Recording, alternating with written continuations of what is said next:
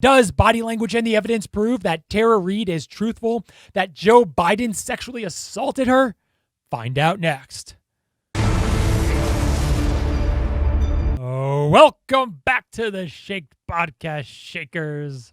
Derek Van Schaik here.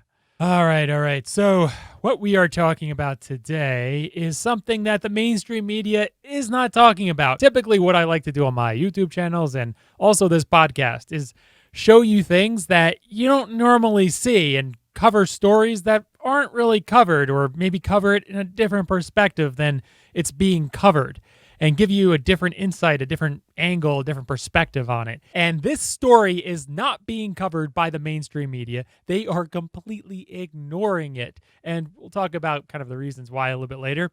But the only outlets that are covering it are basically Fox News and The Hill TV. This lady, Tara Reade, was working for Senator Joe Biden at the time on Capitol Hill. She was in her early to mid-20s and seemed to have been managing the interns that would work for Joe Biden. So over the course of the little while that Tara Reade was working for Joe Biden, he eventually went on to sexually assault her.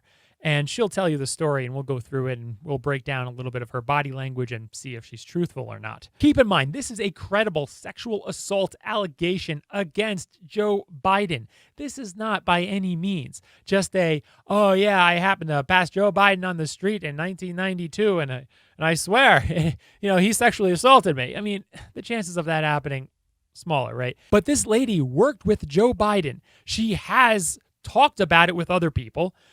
There's so much more other evidence that has come forward. And, people may criticize and say, oh, you're just saying this because you don't want Joe. It has nothing to do with anything political. This is just something that's not being covered, and it should be covered. And this is not necessarily disqualifying necessarily. That's not up to me to decide. It's up to the voters to decide whether something like this, a credible sexual assault allegation against somebody, is credible for them not to vote for that person. That's the problem, is that the mainstream media is not covering the story, and a matter of fact, downplaying it and avoiding asking Joe Biden any of it. No reporter in the history of reporting has ever asked Joe Biden about this. And of course, Joe Biden's just going to deny it and whatever. But this story has not come out to the mainstream public. All the mainstream media is covering up this story. It is ridiculous. It's crazy, but it's happening. And it just proves their bias. If this story was in reverse, right, where Tara Reade accused Donald Trump, what do you think would happen in the mainstream media? Yeah, it'll be all over the place, and it should be. It's a credible accusation against whatever person she's accusing. In this case, it's Joe Biden. If Tara Reade came out against Bernie Sanders and said that, hey, Bernie Sanders did X, Y, and Z to me, and it's a credible accusation like it is here, it would be all over the place. The mainstream media would be covering it all the time, asking them about it, asking all of his friends about it, and trying to find out, how it happened and more about it and the whole scoop on it, and revealing it to the public and telling everyone and everything about it. And you know what? It should be like that. It's a credible sexual assault allegation against that person. In this case, it's Joe Biden. But the mainstream media is nope. They are not covering it. They are ignoring it. They are covering it up. And they don't want the American people, the voters, the world to know that Joe Biden apparently doesn't just like smelling girls' hair and coming up really close to you and, kind of being inappropriate and distance-wise to somebody. Nope. He has actually, at least in one case, sexually assaulted somebody. A credible accusation. Again, the whole point of us doing this is to reveal what the media doesn't want you to know. It is ridiculous. This is a credible sexual assault allegation against somebody that is the likely nominee of one of our two big political parties. So he has on average, basically 50% chance that he's going to be elected president of the United States. If something like this were to come out against anybody else, I'm not going to bring up Kavanaugh, but if it were to come up against Kavanaugh or any Supreme Court justice nominee, it would be covered all the time, 24/7. It would be the story. Now we're finding out perfectly clear that the mainstream media doesn't want you to find out about these kinds of stories because they don't fit within their political desirability, right? What they want to achieve. It's so biased to the establishment Democrats. Anyone who's farther left politically or right politically, the mainstream media hammers. And this is absolute proof of it. And it's ridiculous that this is not getting any airtime. No one's talking about it. No one is asking Joe Biden at all about this credible sexual assault allegation against him. It's ridiculous. And I'm not one of those people that likes to, claim conspiracy theory and, people are underhandedly have their own political desires and things like. No, I'm not like that. But this is pretty obvious that it is the case. And, it's unfortunate because people rely on the mainstream media. Mainstream media, we're talking about NBC, ABC, CBS, right? Really those main stations. Of course, CNN, MSNBC are not even touching this, not even coming close, pretending it is not credible, even though Biden has said with his own words, his own mouth, that all women need to be believed. It's all about the abuse of power, number one. Number two, women should be believed. And I don't think when people say all women need to be believed really mean exactly that. I think what they mean is that all allegations that women make of sexual assault, credible accusations, not just some far, wacky person is just going to be like, yeah, he touched me in my dream, not something crazy like that. But all credible accusations against somebody need to be taken seriously. But credible accusations of sexual assault should not be taken seriously according to the mainstream media and others in that movement of the Me Too, Time's Up movement. If maybe the person is a corporate Democrat. Oh, yeah. Okay, so if it's a corporate Democrat, mainstream corporate Democrat, then, they get a pass. But if it's someone like Bernie Sanders, someone on the far left, or someone on the right, they get hammered every time. Hammered. What the heck? If you look at all the women's movements and all the big people in all the women's movements, all for the Me Too, Time's Up, and all that kind of stuff, great. That's important, I think. We got to make sure that women can come out with their stories, and when bad things happen to them, that they can actually tell their story and they're not going to be oppressed if provided that it's a credible story. But nope, not if you're a corporate mainstream Democrat, then you can get away with it, apparently. Or at least in this case with Joe Biden, because the mainstream media doesn't like Donald Trump. And that's whatever they want, right? Whatever they feel when they go home at night is fine. When you go home at night, it don't matter what you believe. But when you're in that office, right, you're writing the stories, you're presenting the stories, and something credible comes up, you have to actually report on it, and you have to at least try to be perceived as non-biased and not just cover up stories blatantly when if it was on the other side or on the other side, Bernie Sanders' side of things, you would be covering it nonstop, 24/7. It would be nonstop coverage of it, like it should be. Why isn't this nonstop coverage of it? Why aren't we talking about this? It's ridiculous. It's such a double standard. Now we're going to play parts of a recent interview Tara Reade had with The Hill.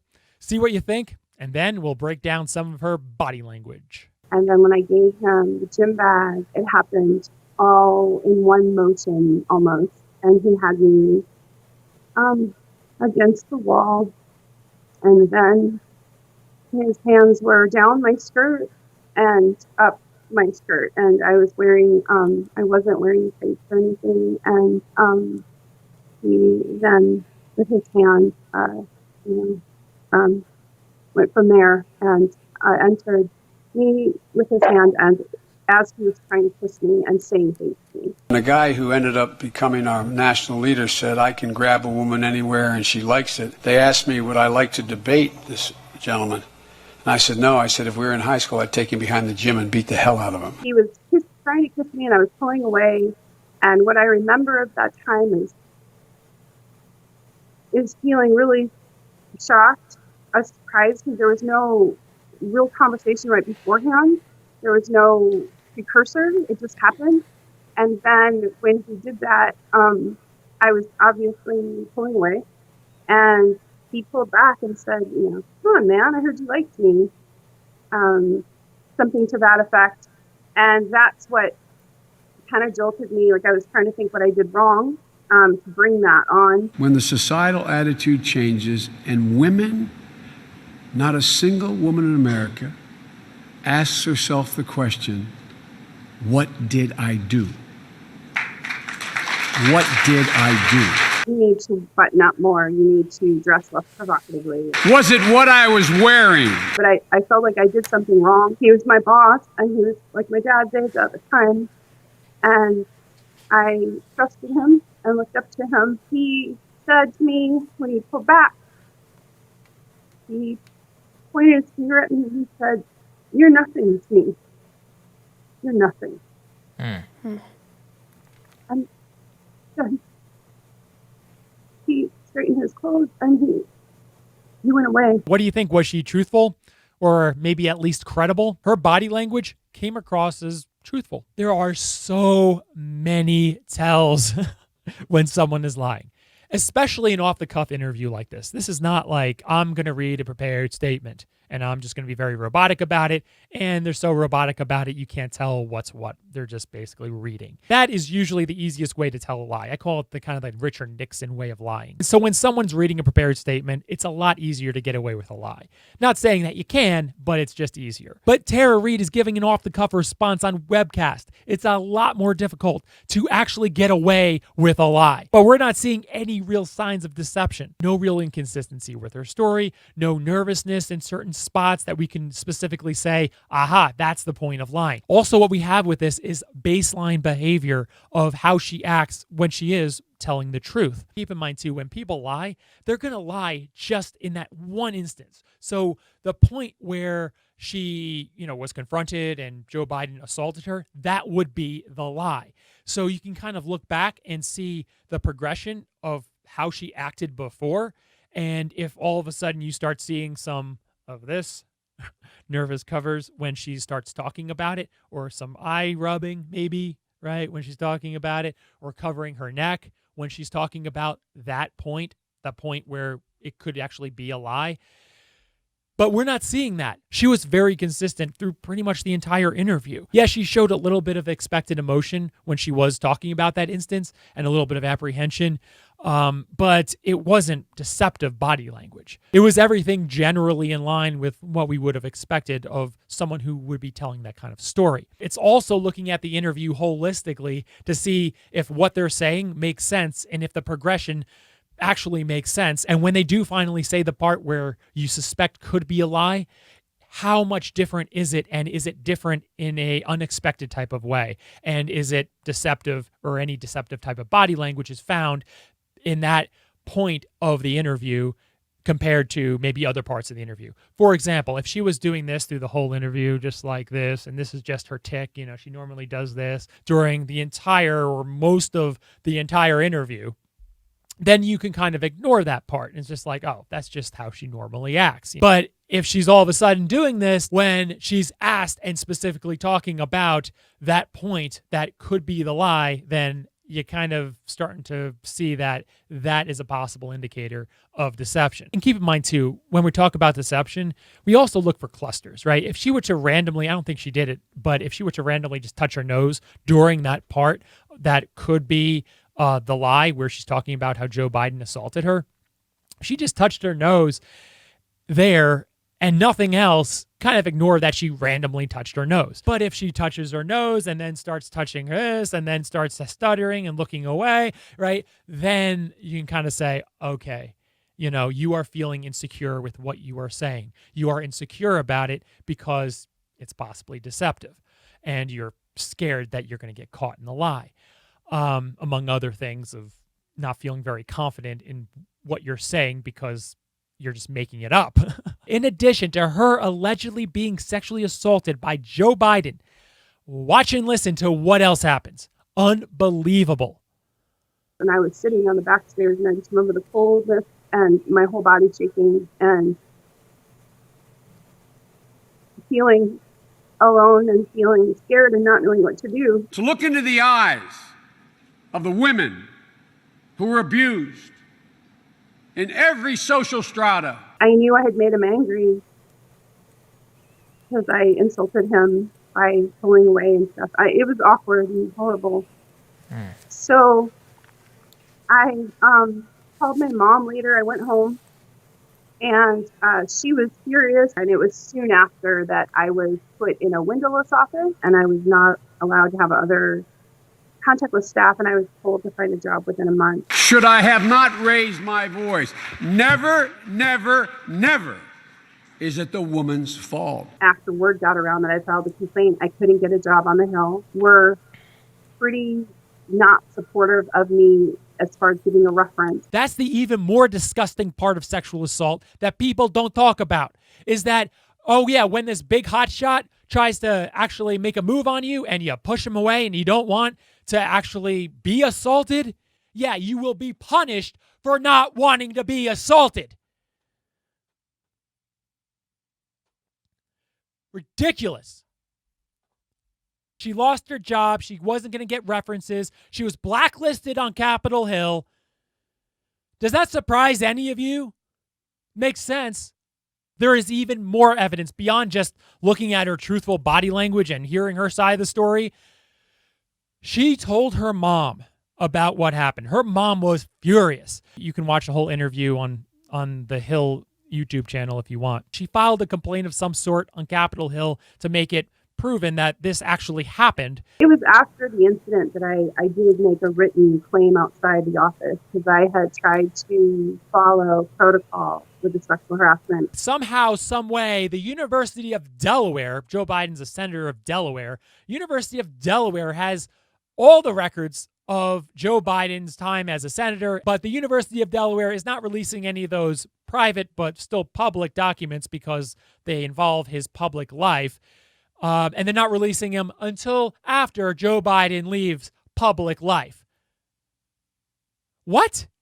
After Joe Biden leaves public life? Isn't this important for primary voters and general election voters to decide whether or not they want to vote for Joe Biden or not?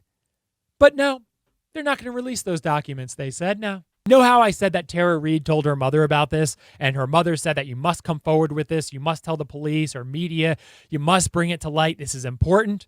Yeah, watch and listen to this. San Luis Obispo, California. Hello. Yes, hello. I'm wondering what a staffer would do besides go to the press in Washington. My daughter has just left there after working for a prominent senator and could not get through with her problems at all. And the only thing she could have done was go to the press, and she chose not to do it out of respect for him. Or she had a story to tell, but out of respect for the person she worked for, she didn't tell it. That's true. Yes, that is Tara Reade's late mother calling Larry King live. That was in 1993.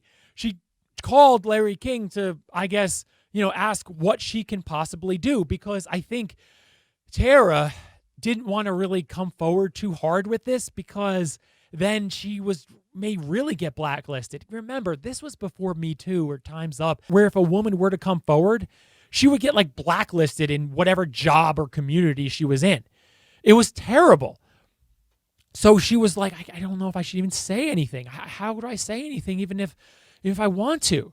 And I think that's what her mother was trying to say to Larry King is what does someone do in situations like this where a very powerful person does something terrible? It's all about the abuse of power. A terrible sin one could commit is the abuse of power. In addition to that clip of her mom calling Larry King, her neighbor has confirmed that Tara Reade told her about all this when it happened, and confirms that what Tara is saying now is what Tara Reade told her when it happened. And that neighbor, do you think she's a Democrat or a Republican? She's a Democrat.